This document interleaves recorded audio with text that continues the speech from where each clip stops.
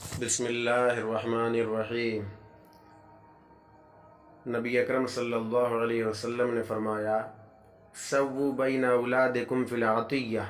اپنے اولادوں کے درمیان تحفہ دینے میں،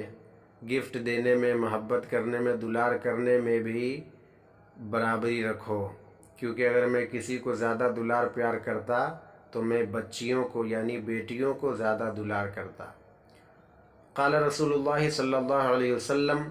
نبی علیہ السلام نے فرمایا کہ کوئی شخص جس کی 2 بیٹیاں ہوں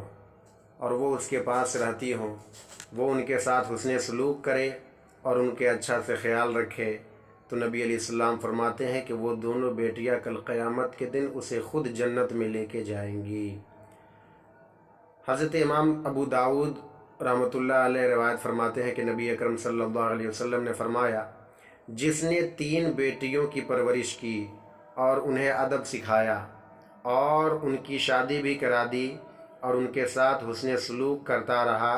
تو یہ تینوں بیٹیاں اس کے لیے جنت کی ضمانت بن جائیں گی۔